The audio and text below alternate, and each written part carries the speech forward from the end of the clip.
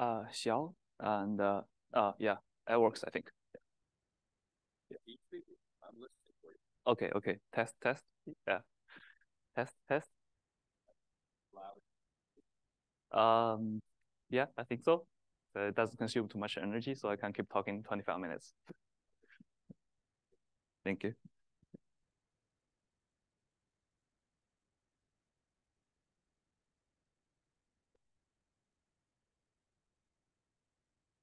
Did the speaker also get the Madonna device? Should I also get hooked up to the microphone?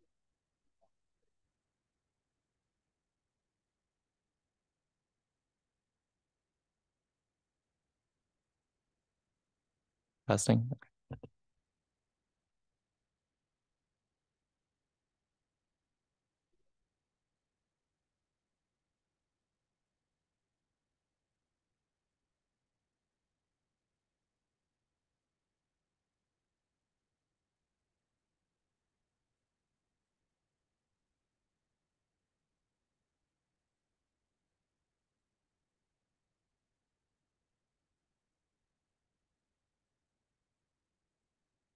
Yeah.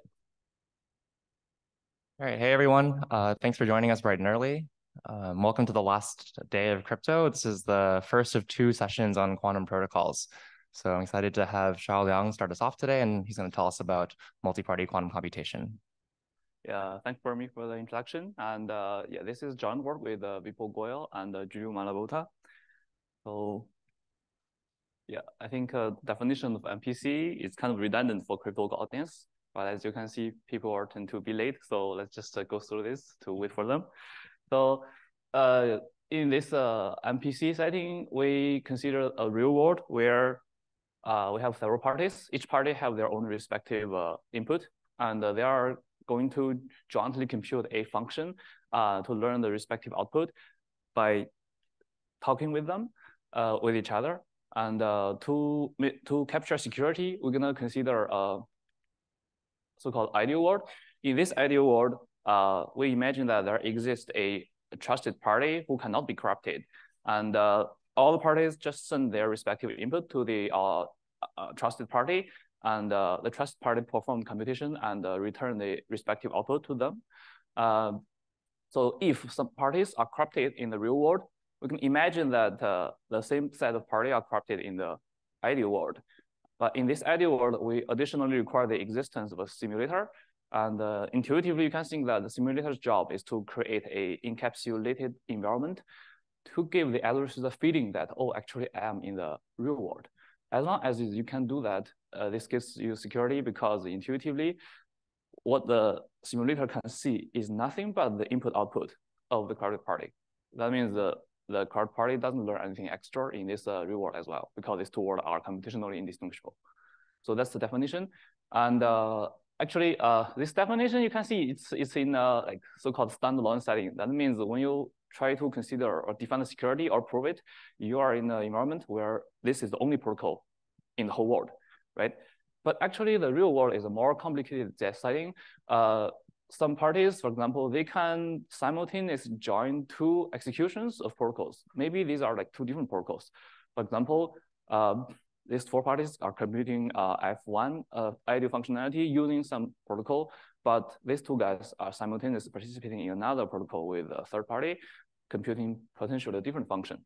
So probably these two guys can make use of the knowledge from this protocol to try to cheat in this protocol. So this issue is called a concurrent issue, and a highly desirable notion for MPC is actually to make sure like your security holds in such a complicated, highly concurrent world, right?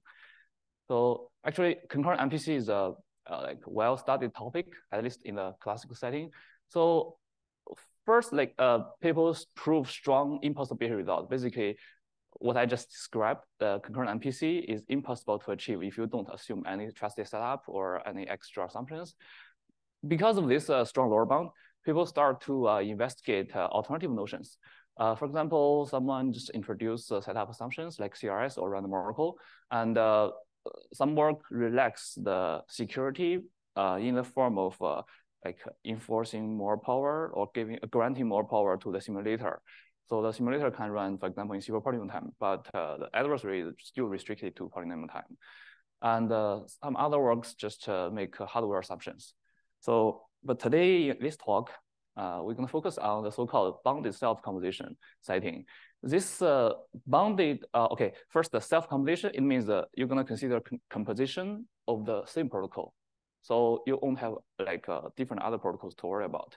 And also the word bounded means you know a prefix bound on the number of concurrent sessions that will happen when the protocol are like protocols are executed.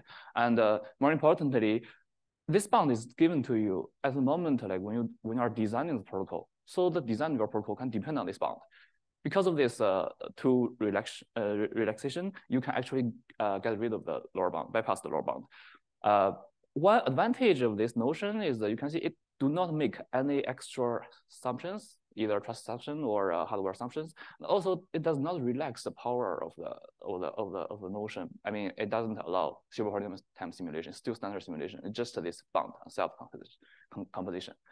And this actually is also a most very popular model in the classical setting.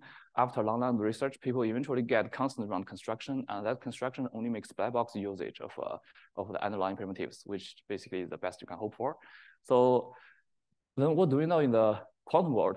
Actually, the things here are like very easy to summarize because we don't know much.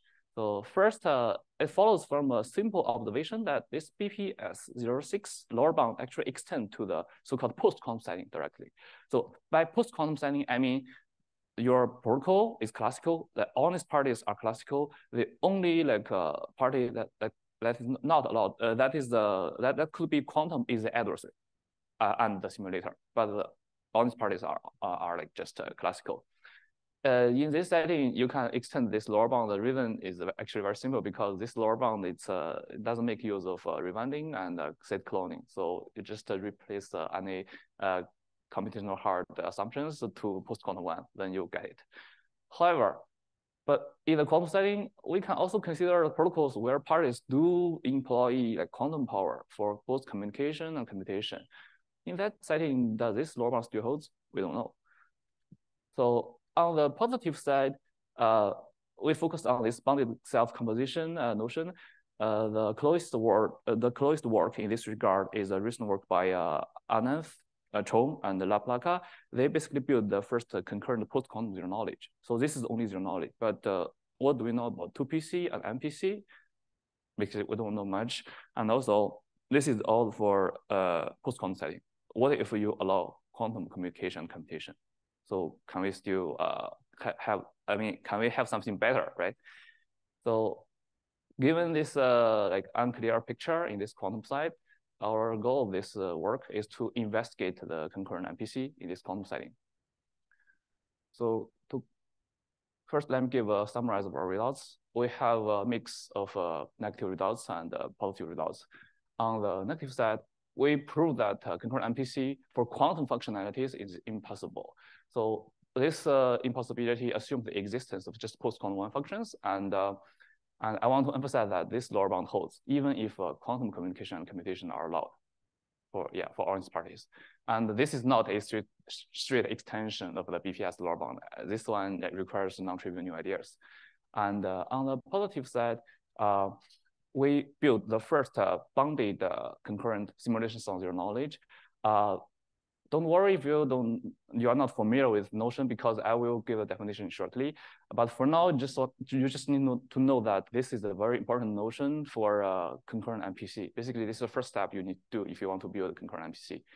And classically, this notion is well studied, and we have several constructions. But in the post-quantum setting, this work gave the first construction. If you have this simulation on ZK, you can like lift it to MPC protocol. But here, one thing I want to emphasize is that this step is actually non-black box in the sense that it's not true that I give you a simulation on ZK, you can build a MPC directly. You need to do some extra works by performing surgery in the security proof. The reason is this notion is considered self-completion. It's just if you compose the same ZK protocol several times, it's secure, it's simulation sound. But when you use this as a gadget to build an MPC protocol, you need to add extra components to the protocol, right? So now it's unclear if the original security proof will still go through when you add more gadgets to the protocol. So that's why this step is non-black box. After this, you can use, once you get the post-quantum MPC, you can use recent work by James Bartuszek, Colodangelo, Krana, and also Fermi to boost that to a fully quantum setting. That is, you allow honest parties to have quantum power, and you can use it to compute quantum functionalities. So yeah, that's basically all the results. So today's agenda is I will first define this notion for you, and also our strategy to build this simulation ZK is to take a look at the recent post-quantum concurrent ZK and try to build simulation soundness into it. So I'll first recall this ACL protocol and then talk about our new ideas. Once you have this simulation ZK, as I said before, you need some non-black box ideas to make it concurrent quantum MPC, but like I don't think I have time to talk about this step, so I may just skip this step. However, as long as you understand this construction, it already conveys all the main ideas of our technique. The second half of the talk, I will focus on the impossibility laws. Okay.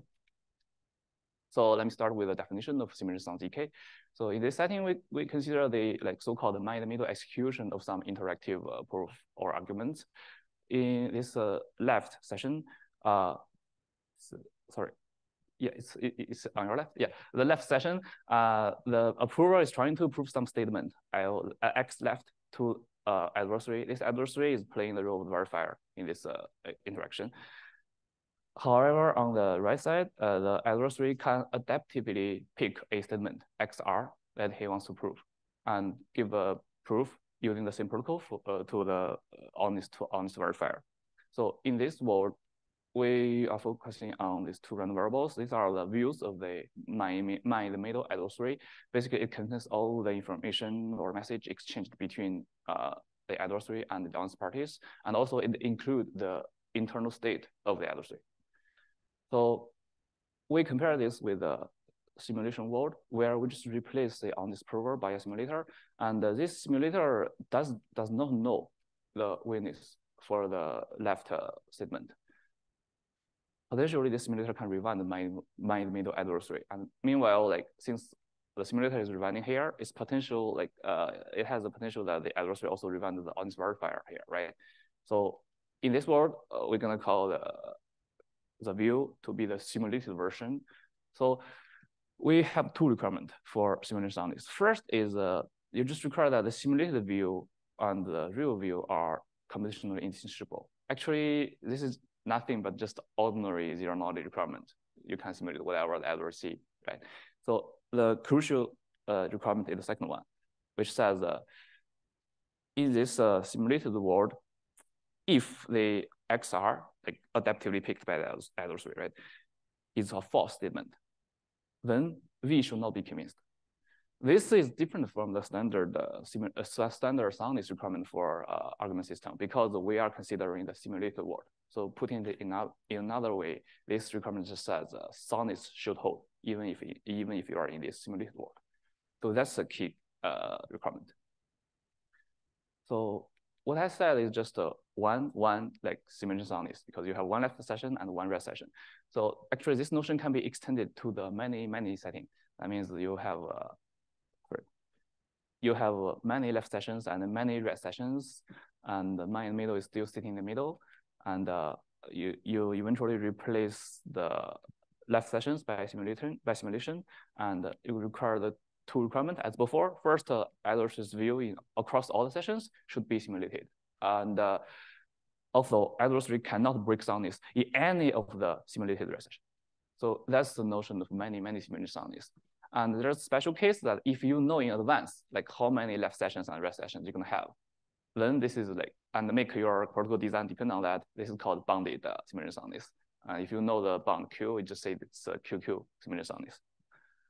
So now I'm gonna talk about how we build simulation soundness into the existing ACL protocol. So their protocol is the most basic component is something called a slot. In this slot, prover commit to a random bit. and the verifier response by another random bit. This part is called a slot. They're gonna do a sequential repetition of the same slot for polynomially many times. This polynomial depends on both the security parameter and the number of sessions you want to tolerate. So we have a terminology like if in a session, if A equals B, we say this session match. So you can understand this as a preamble. After the preamble, you actually go to do a witness indistinguishable arguments. In this part, the prover proves, okay, X is true, or actually I'm able to make more than half of the slots match. So I'm gonna call the second one a trapdoor statement. As you can expect, a simulator, if you want to build a simulator, just to try to make the trapdoor statement true by rewinding, right? So but I don't think I will go into details of why like this is secure, but I just want to say briefly like this slot and then WI structure buys you both soundness and ZK. And ZK actually is a little bit evolved, very involved to prove, because if you are in a standalone setting, actually you can rewind these slots one by one to make all of them match. It's much stronger than what the trapdoor system requires. But in the concurrent setting, you have a lot of execution of the same protocol.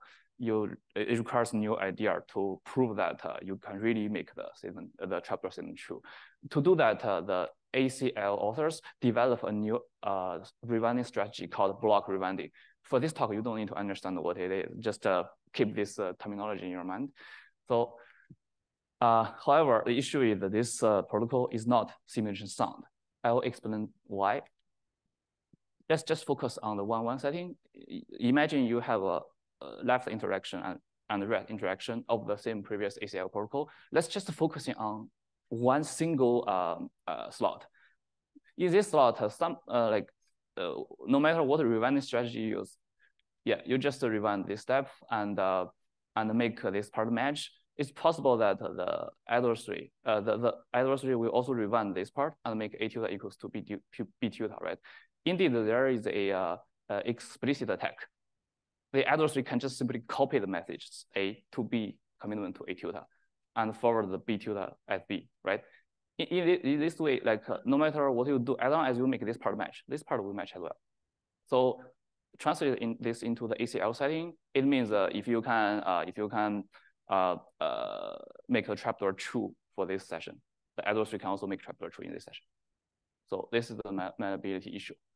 So our strategy is to first we ask the honest audit verifier to commit the bit he want to send at the beginning, and then we replace this commitment by ENMC. ENMC is a special commitment that has a bunch of properties, but for now I just want to focus on like this property. It should be a post-quantum non-malleable. So this notion I won't define it formally. I will just say intuitively it means the adversary cannot make A tilde depend on A. So this notion, this commitment was recently achieved by a recent work. And as long as you have this notion, you can make you can prove a special form of simulation soundness that even if you condition on A equals B, that means condition on this session match, the probability that A tilde equals B tilde, that is this session match, still with probably almost half. This intuitively, this relies on the non-malleability, because if this is not true, that means the A tilde depends on A, then you can break non-malleability. So I'm gonna call this a new construction gadget. And our protocol is simply replace all the slots in the ACL protocol by our new gadget, and then attach the WI as before. And let's put it in the QQ in the middle setting. In this setting, actually, we can extend the previous lemma one to prove that even if you condition on any left session match, the probability that any right session gonna match is still half. So this generalized lemma one plus the ACL block rewind technique allows you to eventually prove simulation soundness.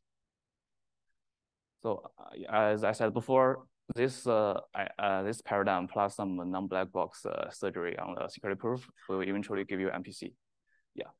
So I think I don't have much time to talk about the impossible result. So let me just jump to the final stage, final slide.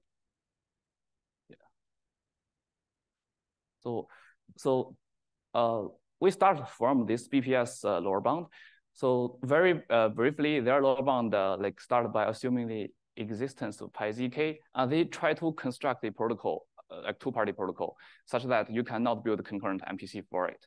So their strategy consists of two steps. First, you use this zk to construct functionality. This functionality basically is a combination of ideal zk functionality plus the next massive function of this zk protocol. Like then they use some idea to prove that for this specific functionality, you cannot build a concurrent 2PC protocol. This step involves use of a message authentication code to make sure that the adversary cannot rewind. However, there is a problem. You see, this functionality you construct, it depends on this given protocol because of this next message function. It's a next message function of verifier, right?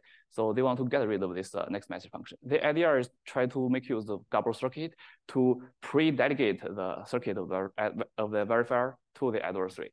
So eventually, if you do that, you're gonna use Gabor circuit, and then now the honest party just need to hold the labels for the Gabor circuit. Then you can use OT to transmit the labels. That's the rough idea. What we do is we're gonna use the same paradigm, but we replace the MAC by a quantum MAC, and also we replace the Gabor circuit by a quantum Gabor circuit. That's a high-level paradigm, but implementing this idea is very involved. For example, there are a lot of technical efforts. For example, this MAC should be some simulation secure MAC. It can't be the standard notion of MAC. And also for this quantum Gabor circuit, you need to be able to encode the input qubits one by one. So this is something called a decomposable encoding quantum Gabor circuit. Fortunately, previous work already achieved this notion, but also you need to make the Gabor circuit adaptive secure. That means the adversary can see the Gabor circuit first, then choose a label. You have to make sure that you have security in this adaptive setting. And also your Gabor circuit also need to hold the verifier's internal state. Yeah, all these things that you need to handle carefully, and I don't have time to talk about it. If you're interested, please find the details in our full paper. And now I'm happy to take questions.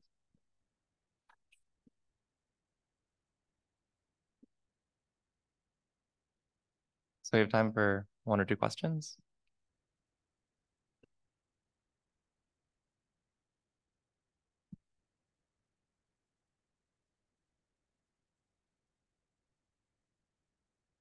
Maybe I'll ask a quick question. Shao, I think I had a very basic, like I'm definitely misunderstanding something here, but you know, when you talked about the negative results or the impossibilities, I think all the way back on the slide. Oh, I guess, okay. Well, I guess my understanding is like typically the challenge in the post-quantum setting is that security proofs often don't like translate from the classical setting. But then you were saying that actually like you kind of have like the reverse happening here. You have like impossibility results that are known classically that don't trivially translate to the quantum setting. And I was like, can you say a little bit more about like how that is? Because that's like, I guess, a little bit confusing, right? Or, you know, you might expect that if something's impossible classically, then post-quantumly, you're only asking for more. So it should like immediately be impossible, right?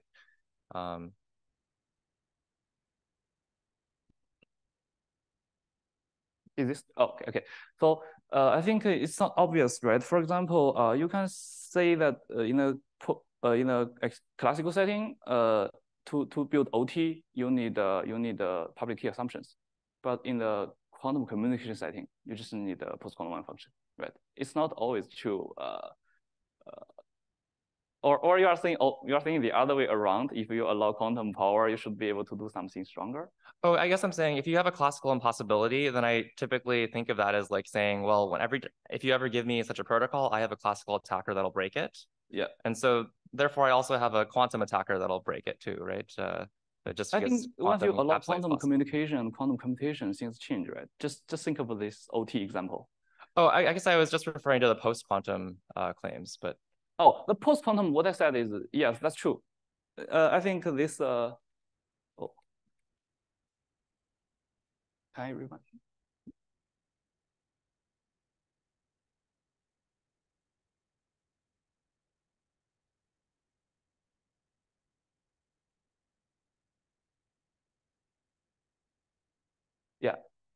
what I'm saying is the classical lower bound of BPS extend to the post quantum science directly.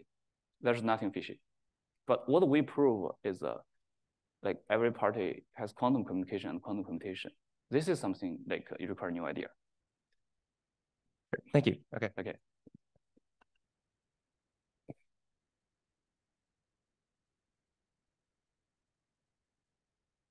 Speaker again.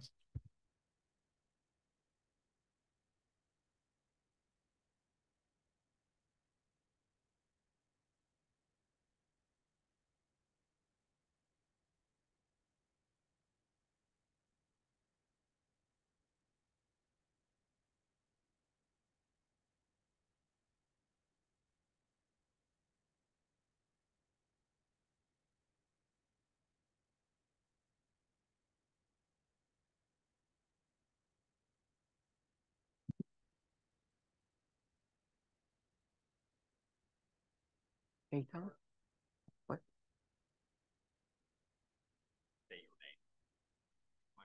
Oh, I see. Aton. Aton? Aton from the Weizmann Institute? Aton from the Weizmann Institute? Aton from the Weizmann Institute?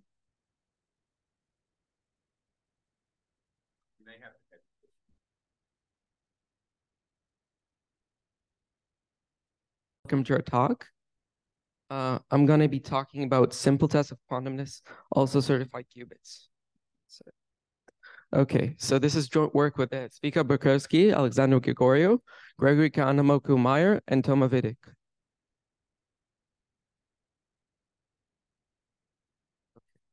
So what is our goal with building these quantum computers? Our goal is to demonstrate that we can do something with a quantum computer that you cannot do otherwise with a classical supercomputer. So for example, here on the right, you can see the Google Sycamore chip, which performed the task of quantum circuit sampling.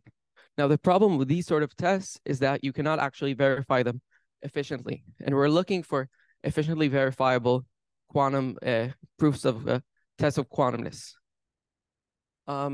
So for one example of an efficient test of quantumness is Shor's algorithm, right? Based on the assumption of the hardness of factoring, we can actually take one instance of factoring that is a product of two large primes, and we can give it to our quantum computer. Now, quantum computers can factor using Shor's algorithm, whereas classical computers cannot do this. So are we done? Do we have this efficient proof of quantumness? Well, no, because right now we cannot actually implement Shor's algorithm because there's a need for error correction, and this cannot be done on noisy intermediate scale quantum computers. So there have been previous works that show proofs of quantumness which are efficiently verifiable, and these proofs of quantumness use some cryptographic assumptions. So one example is the Bukerski et al. Protocol, which showed a proof of quantumness using LWE, but they had to use an adaptive hardcore bit, which hampers the practical implementation of this this protocol in the near term. There's also been a suggestion of Yakamawa and Janri, which show a proof of quantumness in the random oracle model. Now, both of these protocols also show certifiable randomness. What is certifiable randomness? It's this randomness which you can verify was was generated during the run of the experiment, right? But there have been two new proposals which have milder assumption than the Bukerski et al. Protocol. And these two proposals do not yet have a certifiable randomness.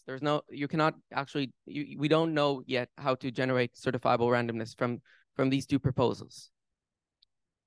So we would like to use these existing, say you have this existing proof of quantum supremacy, you would like to use it somehow to get something else.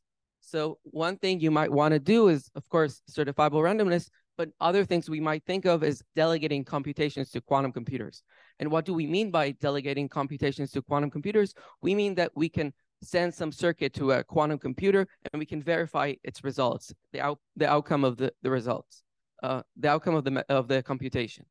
Now, a very useful building block for these sort of protocols is qubit certification. We would like to verify somehow that the quantum computer has a qubit.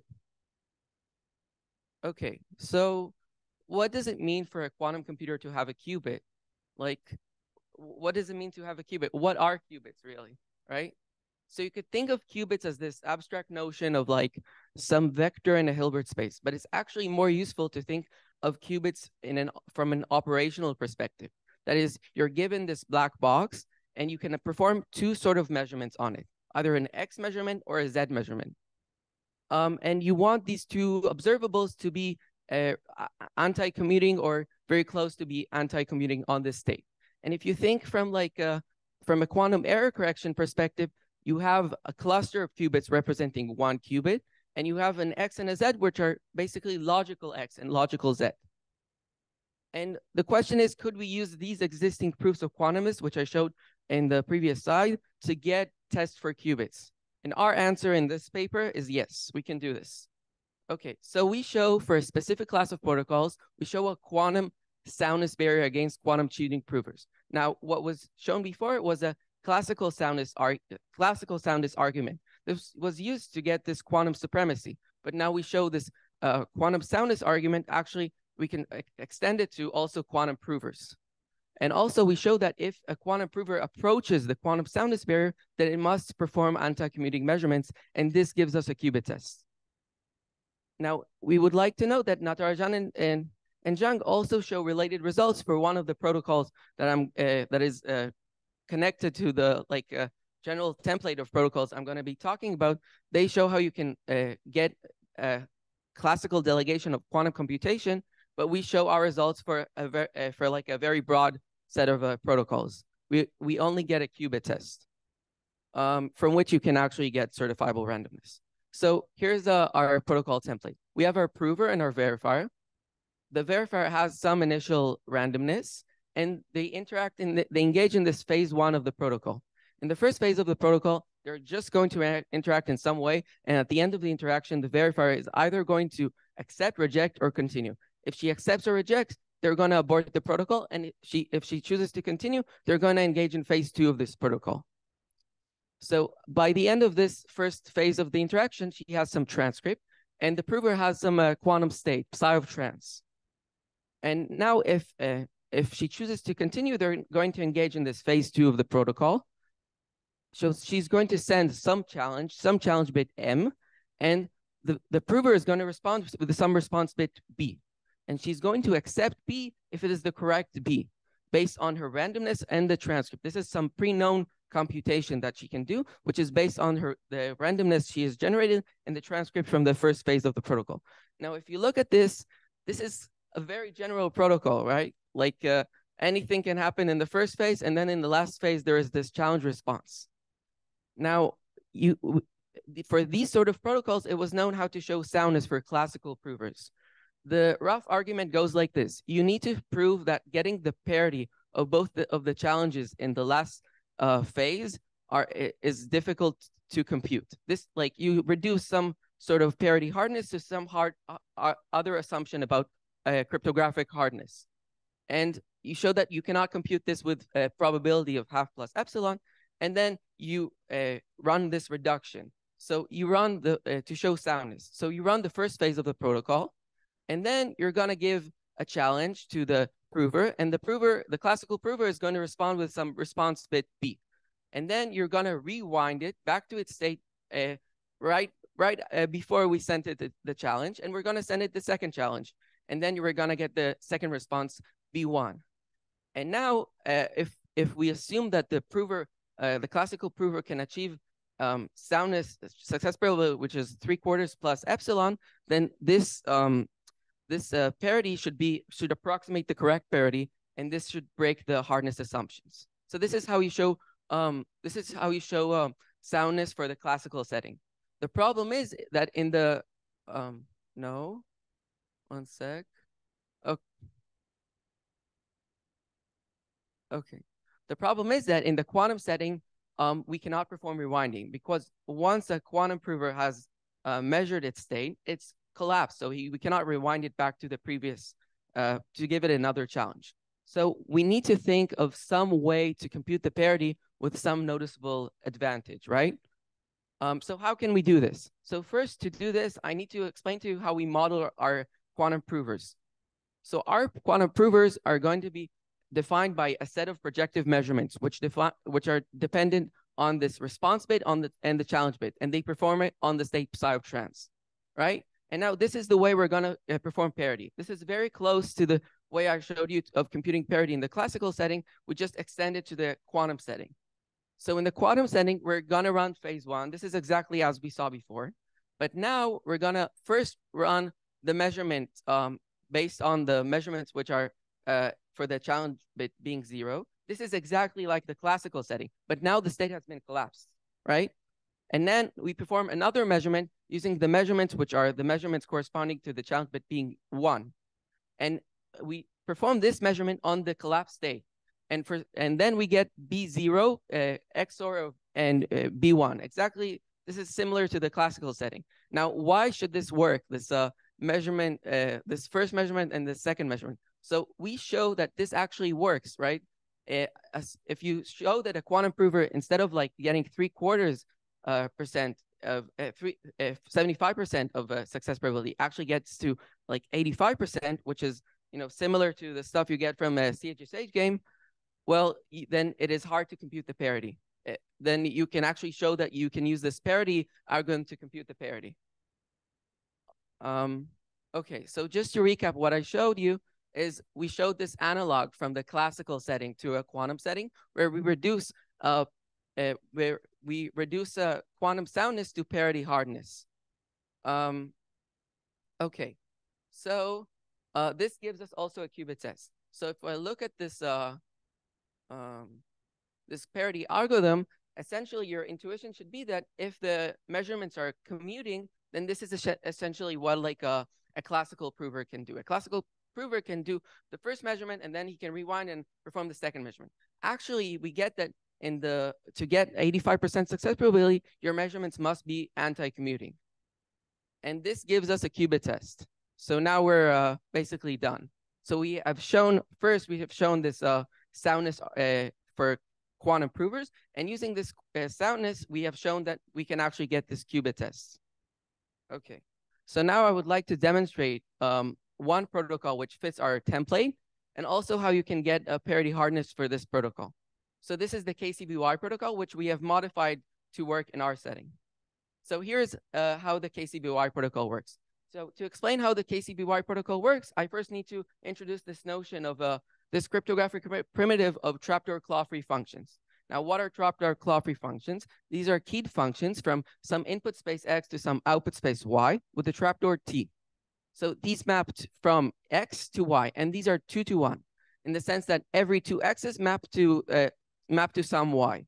And it should be hard in the quantum setting to find a claw, X0, X1, that is 2 inputs that map to the same output. But given the trapdoor, it is actually given Y, it is actually easy to find 2 values X0 and X1, which map to this value Y. So it's easy to invert.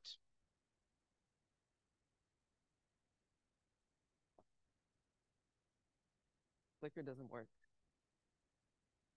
Can you? Yeah, I think the battery ran out or something. Can you just click? Yeah. Okay, we also have this additional requirement about these trapdoor claw-free functions, that we can actually efficiently generate the superposition over the input space of the trapdoor claw-free function. Can you? Yeah. And also we require this. Also, another condition is that given some pre-image X, you can actually tell whether it's the first one in the claw or the second one in the claw, right? Given X, you can tell whether it's X0 or X1. Okay, good. Okay, so here's the KCBY protocol. I need to show you how it fits our template. So in the first phase of the interaction, the verifier is going to generate a key and a trapdoor for the trapdoor claw-free function, and she's going to send this key to the prover. The prover is going to generate this superposition over the input space, right? And for every X, he's going to generate this Y. And then he's going to measure the Y register. So he's going to collapse his superposition to a specific superposition over a specific claw. So this is the state he's going to have, just this superposition of X0 and X1 with the Y that is, the function's output on these 2 values. And he's going to send Y to the verifier. Now, she's going to send 2 challenges, that is two n-bit strings R0 and R1. Randomly, using her randomness, she's going to randomly uniformly generate these strings. Can you click? And now he's going to perform this computation on his state. So first, can you click? So first, he has this superposition, right, with x0 and x1.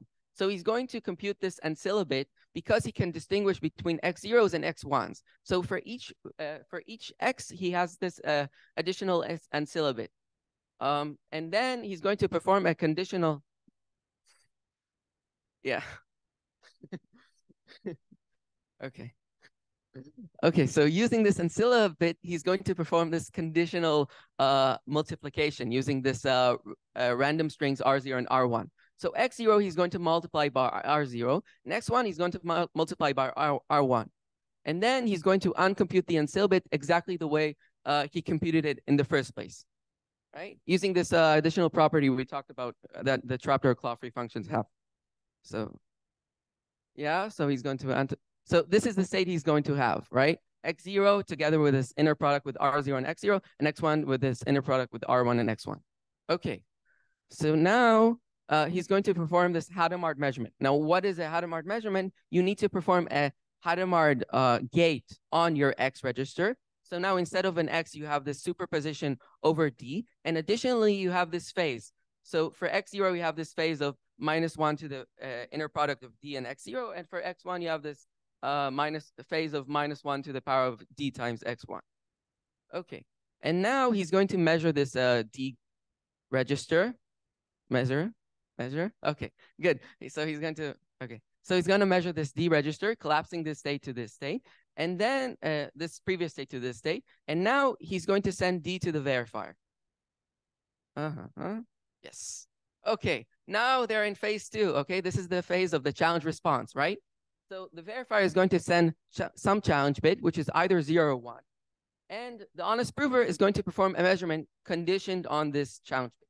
So remember, this is the state he had from the previous phase, right? This is, it looks kind of complicated, but actually when you look at it, you notice that it can be either a 0 or a 1 or a plus or a minus state, right? And then conditioned on this M, he's either going... Okay, he's either going to perform this measurement in this basis or the other measurement in this basis. So either in the pi over a 5 pi over a or in the minus pi over a 3 pi over a. And notice that these measurements are anti-commuting. And also, like by some intuition from the CHSH game, you can see that the honest prover achieves the success probability of cosine pi over 8 squared. So this is like the CHSH game. So it makes a lot of sense. And also these measurements are anti-commuting as we expected. Okay, cool. So then he's going to send B, the outcome of the measurement, to the verifier. And then just to recap, can you do a lot of clicks? Just like a bunch of clicks. Yeah. Stop. Oh, no. Okay, here.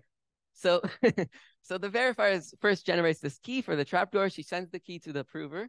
The prover is going to perform the superposition over the trapdoor. He's going to measure to collapse to some specific claw, and he's going to send this value Y. Then she sends two challenges, R0 and R1, which are these n-bit strings uniformly generated. And then he's going to multiply by these R0 and R1 and also perform this Hadamard measurement, which I showed you. This introduces this additional phases. So he gets now at this point, he has a state which is either 0 or 1 or plus or minus. And then he's going to perform this measurement conditioned on this challenge bit. And he's going to respond with the response bit B. Okay.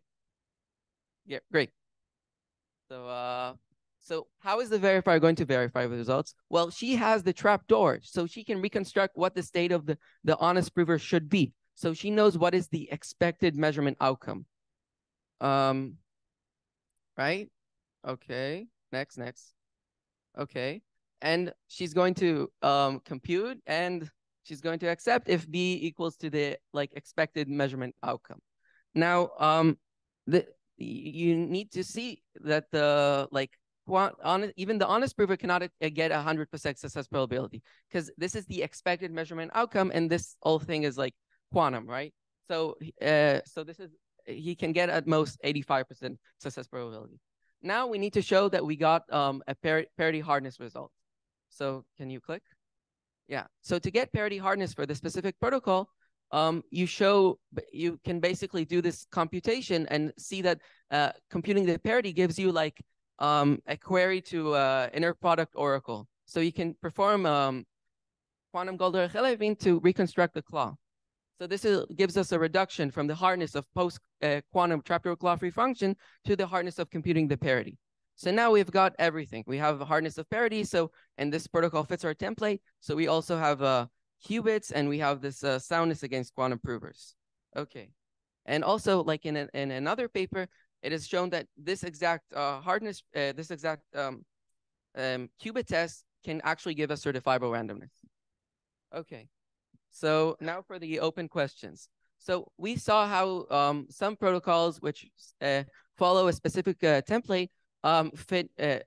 We showed this argument for protocols that fit our specific template. But could this work for the protocols from the Brakerski paper? And could it work for other protocols, which, for example, operate in the random oracle model? And also, if you think about it more like philosophically, we have shown how you can reduce proofs of quantumness to other sorts of protocols, such as we saw how you could get qubit certification, but also from this, you can get certifiable randomness. This is another paper, and perhaps you could get classical delegation of quantum computation.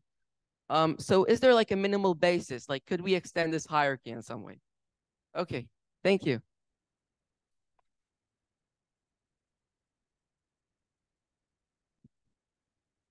Thank you. Great talk. I think we have 5 minutes for questions.